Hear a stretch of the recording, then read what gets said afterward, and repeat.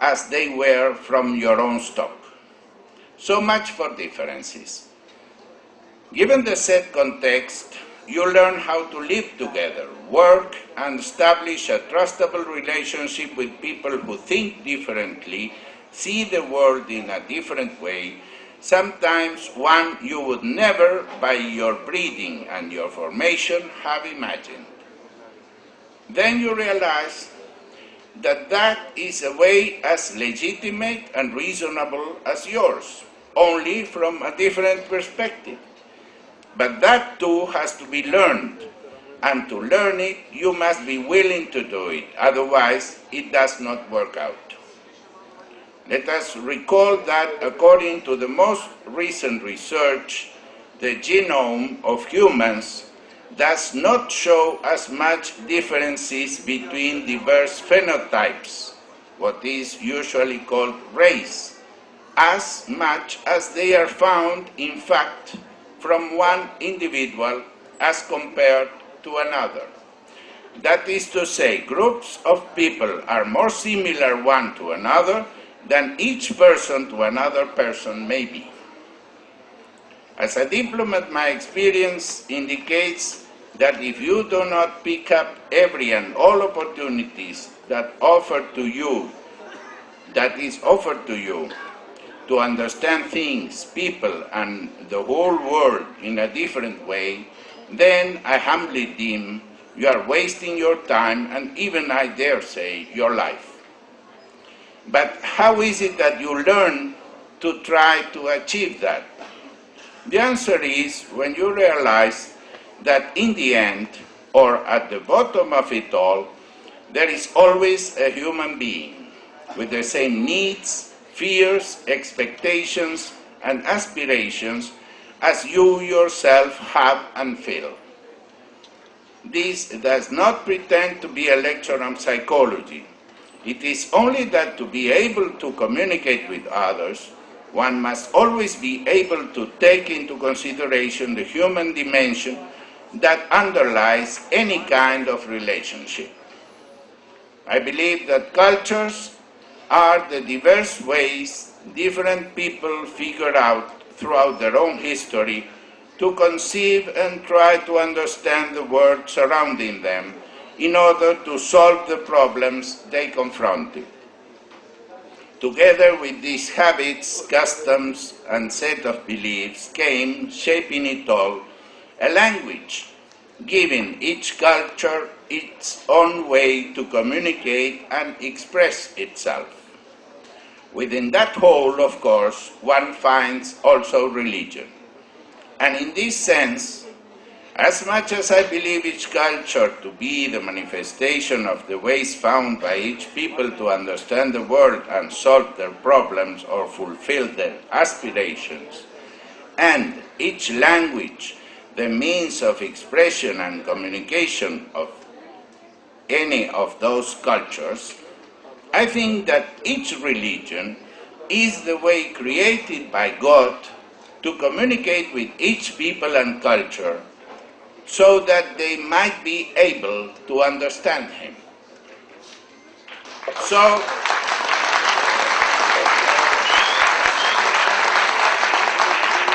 thank you. So, I'm happy that you agree.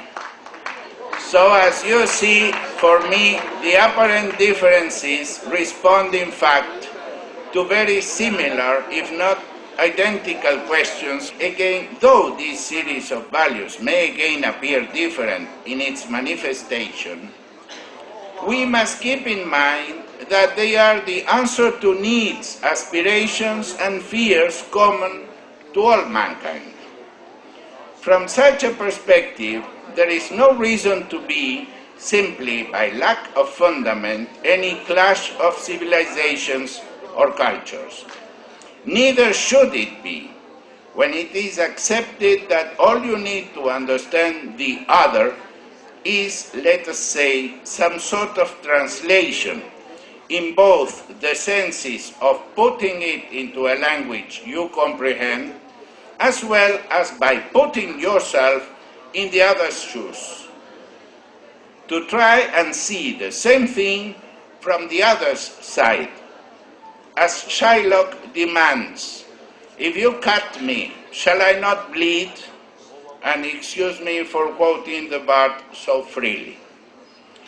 What I mean to say is that even so far away cultures and people from the geographical point of view as those where I come from in Latin America and those from East and South Asia may and surely would find common values in spite of those values being, so to say, wrapped in different appearances, told and sung in different languages, supported by an apparently only maybe different set of beliefs.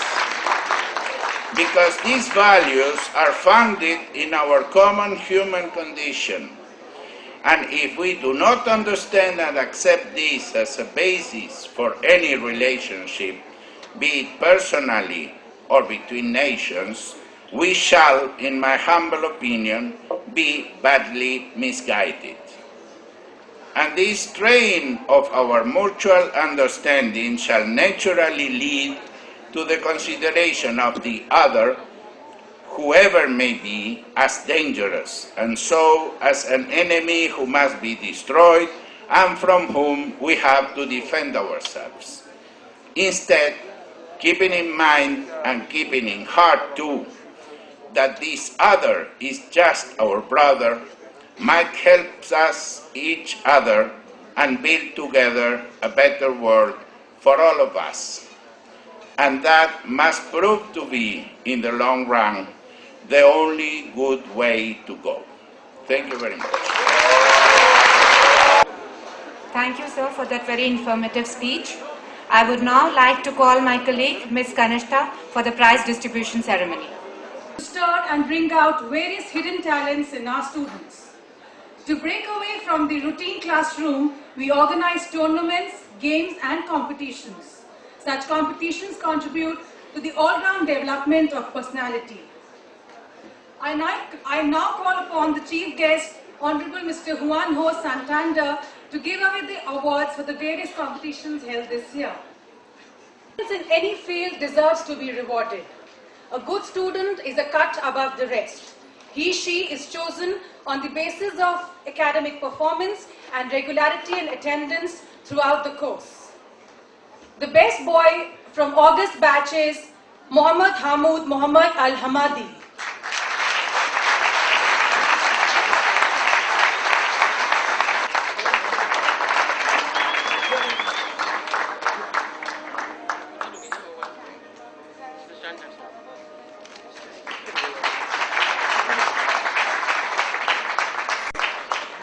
Fazal as the best boy.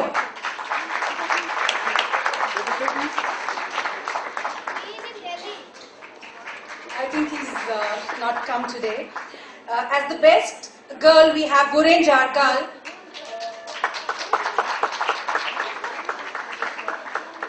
The best student from August advanced batch is Titare Mehmoodi.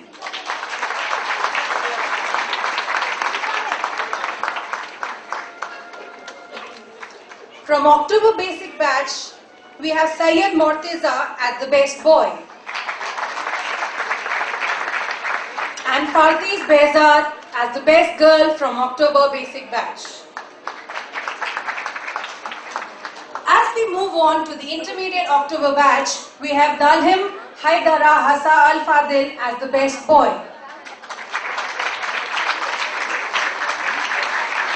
And as the best girl, we have Sung Hui Bek from October intermediate batch.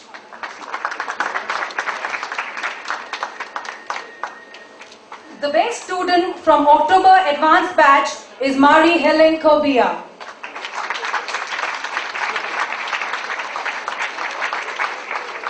The best student from diploma batch is Dasul Jun.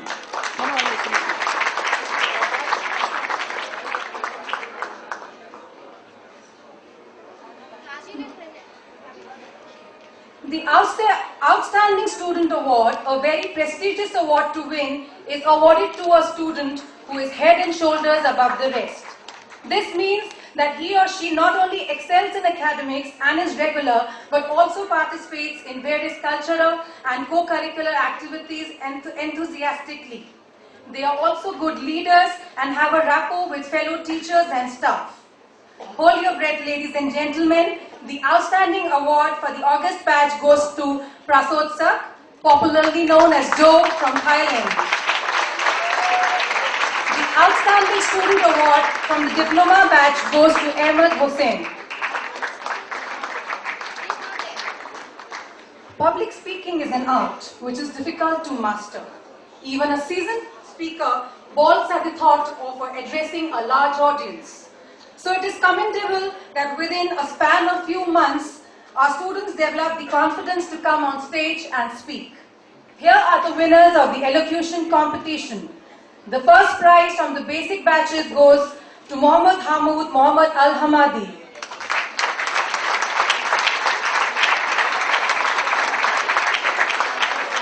The second prize from the basic batch goes to Shabnam Nadir Ahmed.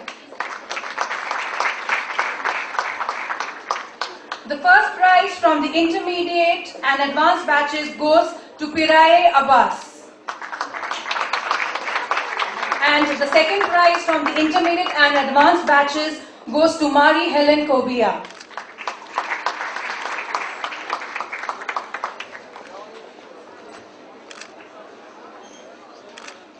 There are two consolation prizes which go to Ali Yaqub Sevani from August intermediate batch and Iman Abul Fazil, also from the August intermediate batch.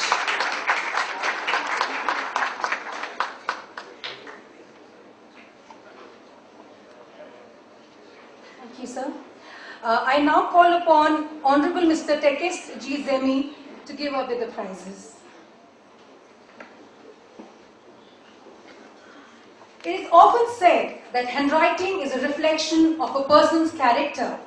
ELTIS believes in encouraging students who have a good hand by organizing a handwriting competition. The first prize from basic batches goes to Fatime Ali Akbar Muslim from October batch.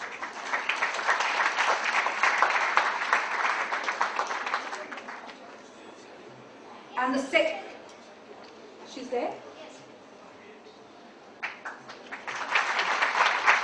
And the second prize goes to Masid Mohammad Ehsani, also from the October batch.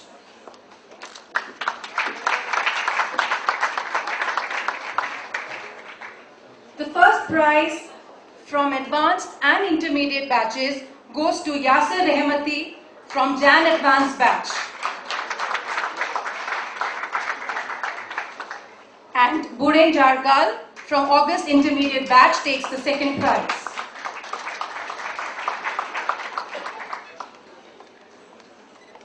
From times immemorial, art has been a major form of expression. A drawing competition was held to showcase the creativity of students. We now present this prize to the budding artists. The first prize goes to Saide Mohammad Reza.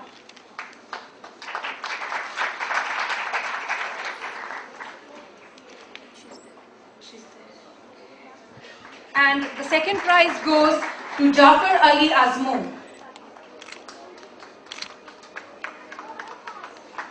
The third prize is shared by Parisa Ali and Nina Ahmed Ali Bani.